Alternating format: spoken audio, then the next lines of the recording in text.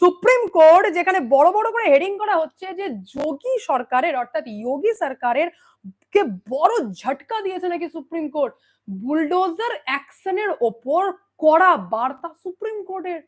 জরিমানা করে দিয়েছেন 10 লক্ষ টাকা যে যোগী গভর্নমেন্টকে দিতে হবে, যে ভিকটিমের বাড়ি ভেঙেছে তাকে 10 লক্ষ টাকা যোগী আদিত্যনাথকে দিতে হবে।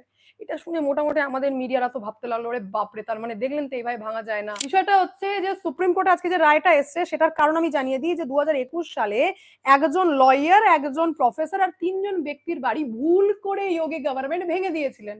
কি ভেবে?